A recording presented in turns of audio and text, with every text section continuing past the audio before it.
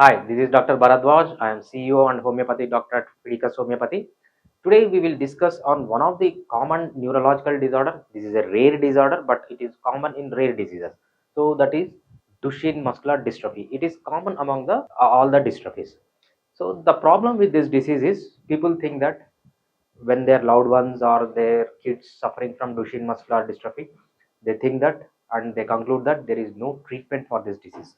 Yes, there is no treatment for this disease from the perspective of conventional treatment. What I mean by conventional treatment is allopathy doctor or the treatment you take from a neurologist or a corporate hospital or the doctor nearby you, or it is known as Western medicine or English medicine. This doesn't have any treatment. Even though they treat it symptomatically with steroids and other painkillers. It have lot of side effects. But coming to homeopathy, homeopathy has the best treatment for Duchenne muscular dystrophy. I'm not saying that homeopathy will completely cure. Maybe sometimes it may cure, but most of the times what homeopathy does is it will increase the lifespan of the patient, or else it will decrease the discomfort of the patient. It will increase the quality of life of the patients. When you take the homeopathic treatment, what happens is intensity of the symptoms is decreased, duration of the symptoms is decreased, and also frequency of the symptoms will be decreased. In the same way, the number of symptoms will also slowly decrease. But over a period of time, the quality of the life of the patient and the quantity of the life of the patient both can be increased with homeopathic treatment. What homeopathy does is it will reduce the dependency of the patient on the parents or the caretakers. In the same way, it will increase the lifespan of the patient. Both are possible. It also reduces the pain and discomfort for the patient. So that's the reason you have to consider using homeopathy treatment for Duchenne muscular dystrophy. And coming to the statistics, see, out of 3,500 births of the male babies, one baby or one boy is going to get this disease. And also, females acts as a carrier, mother acts as a carrier. Mother will never suffer from this disease, or the girl child will never suffer from a disease, but they can be the carrier of the disease who gives the diseases to their sons. And if the mother is carrying this gene, it is 50% of her sons will get this disease.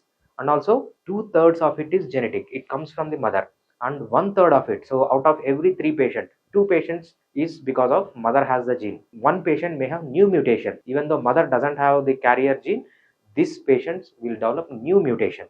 So that is the ratio in the perspective. Then you have to understand what is Duchenne muscular dystrophy. Duchenne muscular dystrophy is a genetic disorder. It is the defective genes. It causes muscle weakness and muscle cell death. So every muscle is made up of several cells. It will cause death to the cell and make the muscles weak. Over a period of time, patient dies. So the symptoms will start at the age of 4. You can see the baby is not able to withhold the head or muscles are weak. And by the age of 12, he becomes unambulatory. Unambulatory means he will not be able to walk and he is confined to the chair or a wheelchair. But he is going to die at the age of 27 to 31 years. This is the lifespan. Maximum lifespan of this patient is 27 to 31 years. So one in every 2,600 births or 6,000 births, males will have this problem.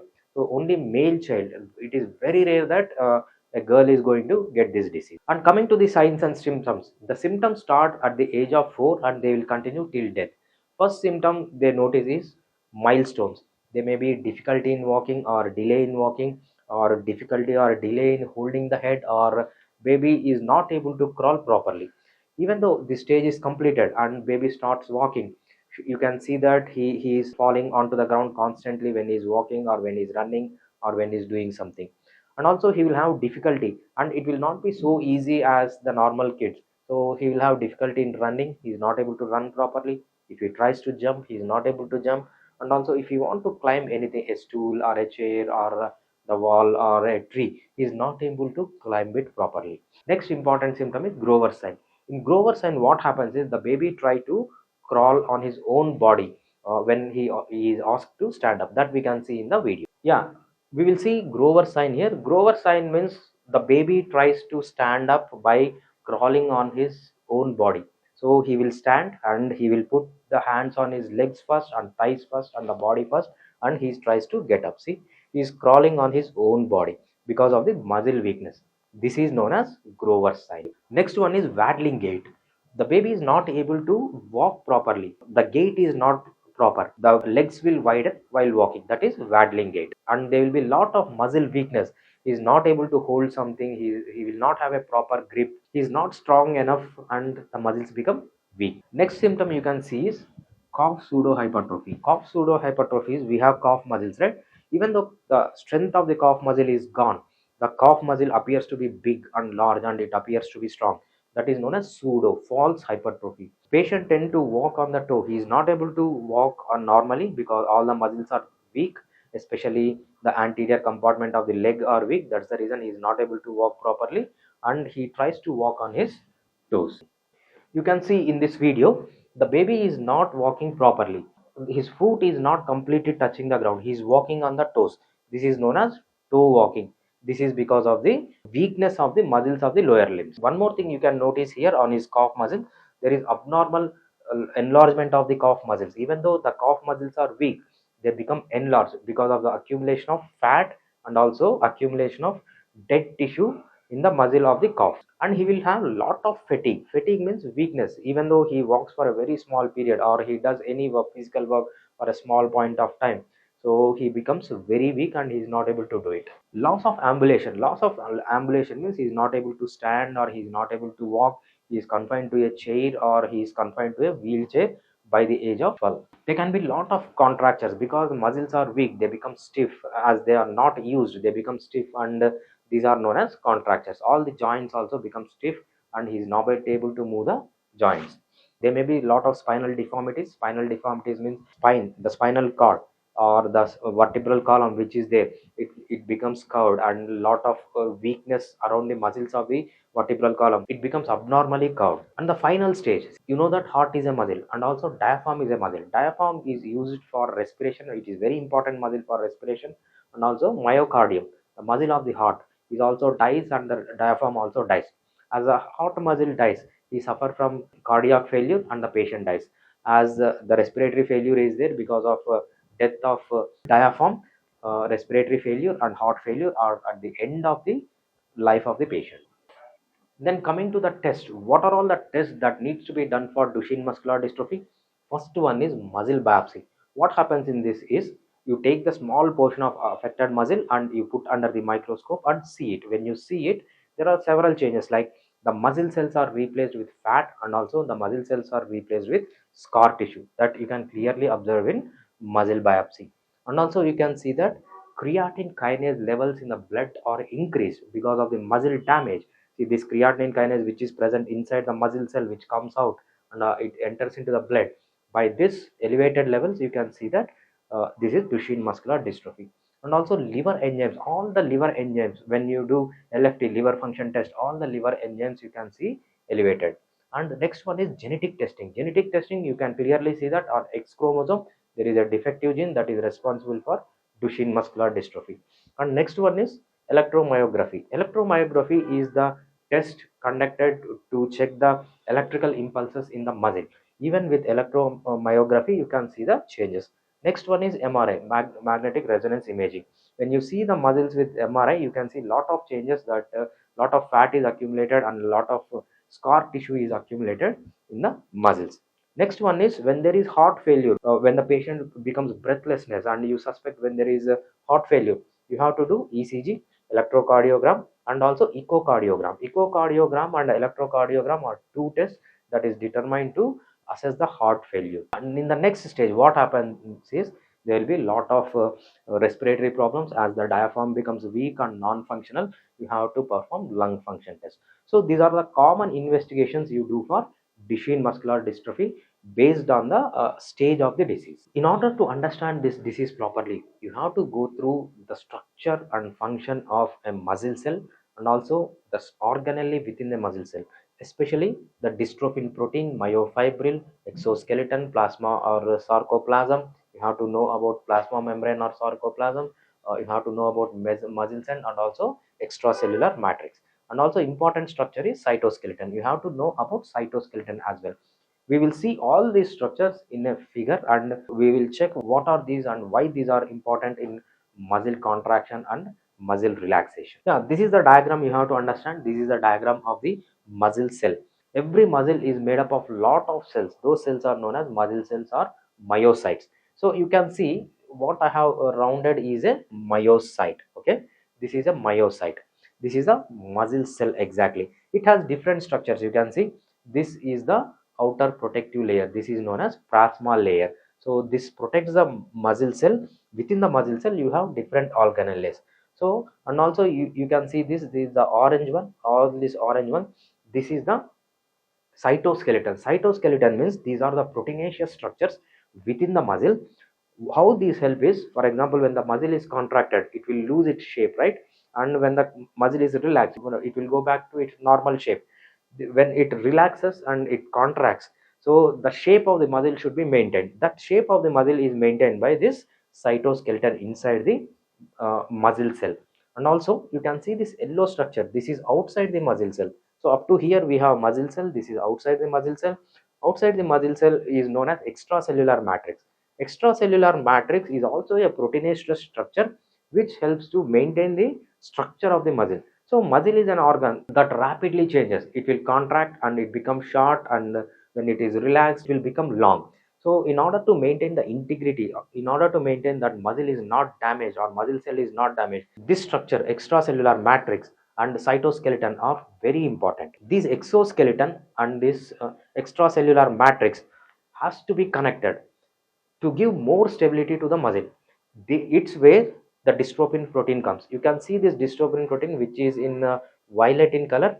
What it is doing, it is exactly connecting the cytoskeleton and also the extracellular matrix. See, it is connecting the cytoskeleton with the extracellular matrix. When this is connected like this, what exactly happens is the muscle becomes more defined, and when there is muscle contraction or muscle relaxation, the muscle will not lose its structure. So if there is no dystrophin protein, what happens is because of contraction and expansion, so this plasma protein breaks here. So this completely breaks. When it breaks, what happens is things can easily come out into the muscle cell from outside, and the important things that are to be in the muscle cell will easily go out. So that is a major problem we see if there is any problem in this dystrophin protein. Now we will try to understand what are the causes and risk factor for Duchenne muscular dystrophy. It is known as X-linked inheritance. X-linked inheritance means this disease occurs only in males, not in females. It occurs in boys, not in girls.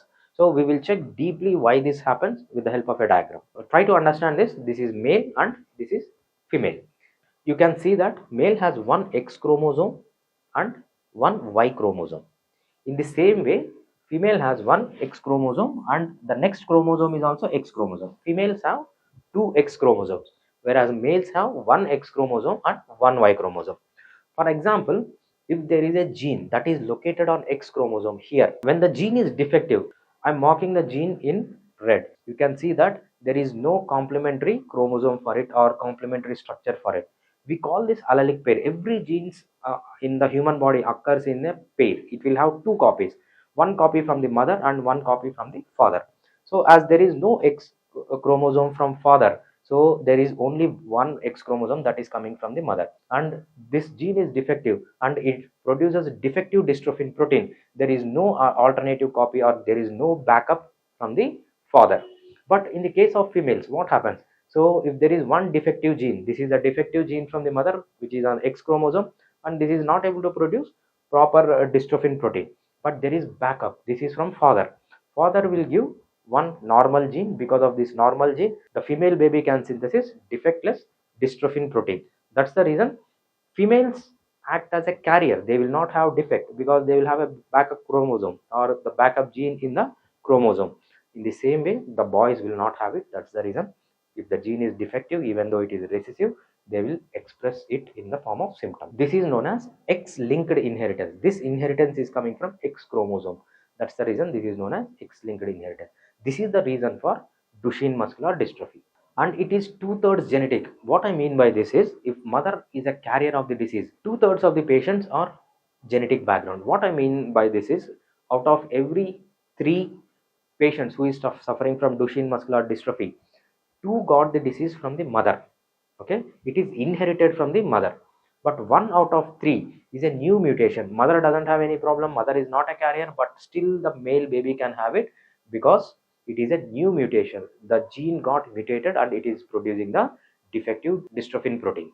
So it is out of three patients, two patients will have genetic background and one patient will have new mutation. So females are the carriers, so they will not have any defect, or they will not have any defect in the body. They are carriers. Because of this carrier nature, what happens is the boys born to this mother, 50% of the boys will have this Duchenne muscular dystrophy. Boys will not be acting as the carriers because of the defect they are not able to reproduce, and boys will not send this chromosome to the next generation. Coming to the body changes, or what happens in the bodies of the patients of Duchenne muscular dystrophy, it is also known as pathology. We will deeply look into it, what exactly happens here. This is due to defective dystrophin protein. Okay, we will see what is defective dystrophin protein, and what happens when there is a crack in the plasma membrane of the muscle cell. So what happens to the calcium, what happens to the creatinine kinase? Calcium is present outside of the cell, and creatinine kinase is present inside of the cell. So how the muscle cell is died, and also initially the muscle cell will completely recover, that is known as regeneration. Over a period of time it will lose that function, and the repair happens. When repair happens, the muscle cell is replaced with fat tissue and also scar tissue. Because of this, there will be lot of weakness. We will all look into it deeply. Finally, what happens is there will be a heart failure, because heart is also a muscle.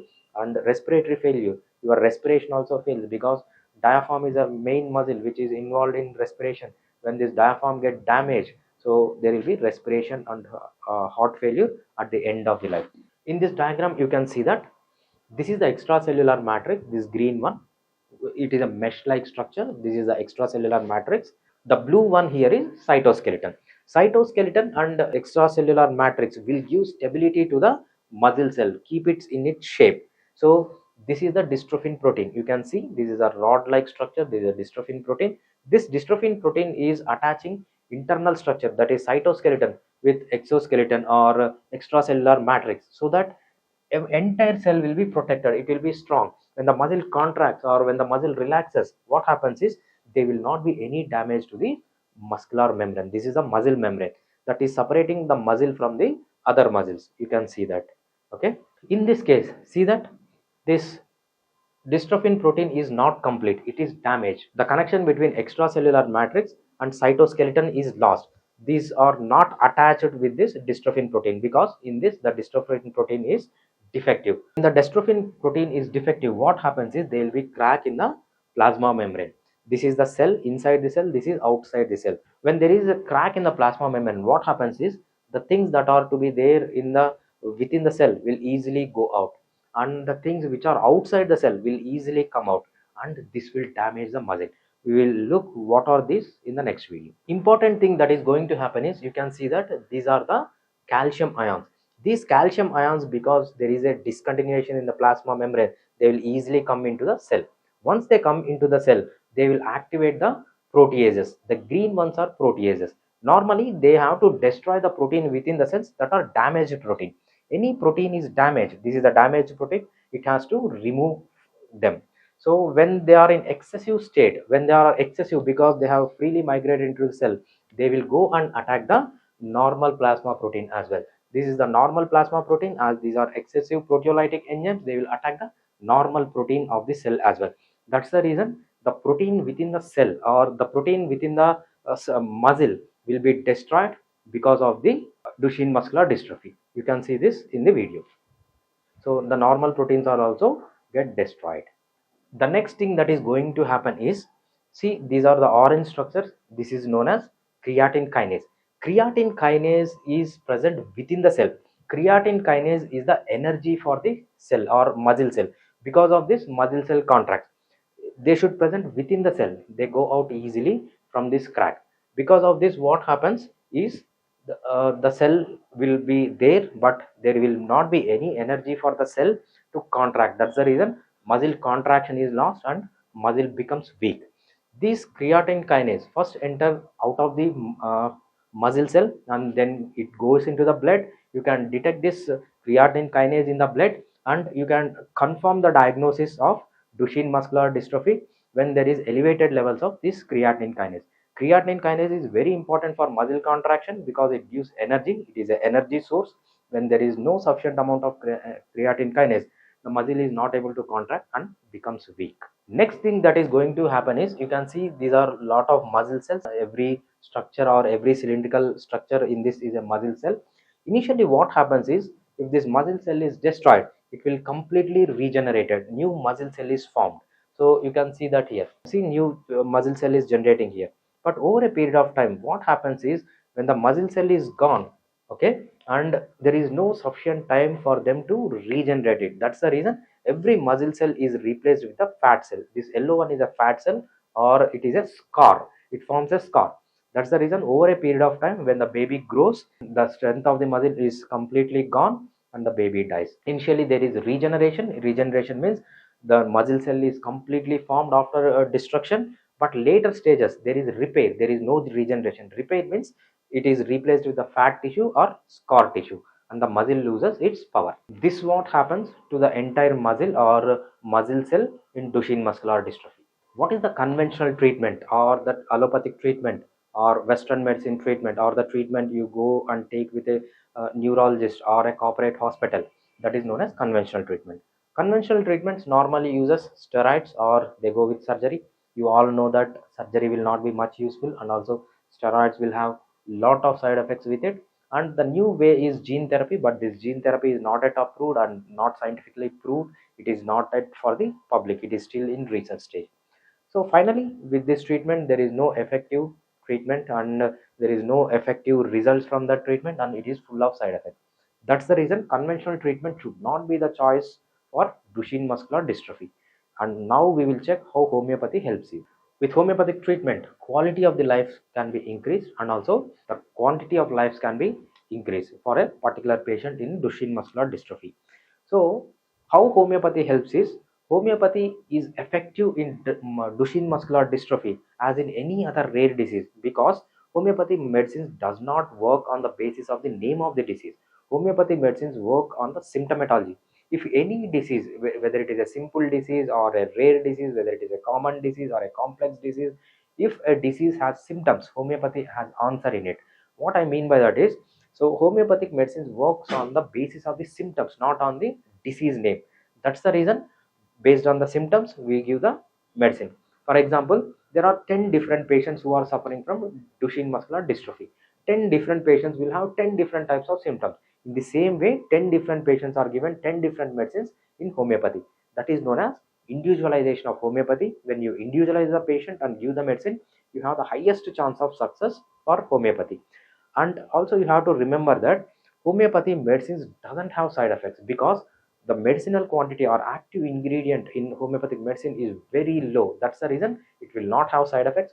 Rarely it can produce side effects. Maybe in my experience I have seen, out of 1000 cases or 500 cases, you will have one side effect. Even the side effect is very small. When you withdraw the medicine or change the medicine, that side effect is gone. Finally, intensity of the symptoms can be decreased, frequency of the symptoms can be decreased, duration of the symptoms can be decreased, and the number of symptoms can be decreased. Finally, the quality of life is improved and lifespan is also increased without a single side effect with homeopathic treatment. Then coming to the precautions, what are the important precautions you have to take along with homeopathy? We advise to take physiotherapy. Physiotherapy is very useful when there is a constriction of the muscles, or when there is a restricted joint movement. Physiotherapy will definitely help you along with the homeopathic treatment. And what happens when you neglect Duchenne muscular dystrophy? You are not taking homeopathic treatment. Within 4 years time, the patient will start the symptoms, the kid will start the symptoms. Within 12 years, what happens is, he will be confined to the chair or a wheelchair. He is not able to move. He dies at the age of 20 to 30 years because of heart failure and respiratory failure. So homeopathy treatment is very important. Do not neglect it. Start your kids on homeopathic treatment as early as possible. Coming to homeopathic treatment, we offer you two types of treatment. One is online mode and in-person mode. In online mode, you can have audio call or video call. We prefer video call for this disease. And if you have any investigations done from your end, maybe biopsy, MRI, you can share electronically. We will look into it and we will take the complete case. Based on the symptomatology, we will individualize the patient and send the medicine to your doorsteps. If you are in India, it will take 3 working days for us to send you the medicine. And if you are in US, it will take 4 working days for you to get the medicine. If it is any other country than India and US, it will take 5 working days for you to get the medicine. This is about online treatment. And coming to in-person treatment, we have a lot of branches, number of branches. You can inquire about the number of branch on +91, that is India code 7997 101 303. You can call and speak with us and inquire about the nearest branch and get the treatment done.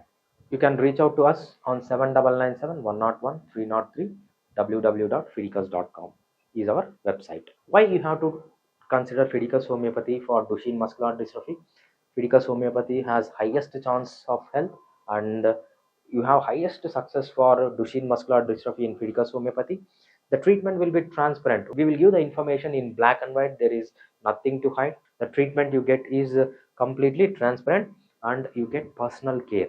So we will personally treat the patients. That's the reason you have to consider Fidicus Homeopathy for Duchenne Muscular Dystrophy. Thank you.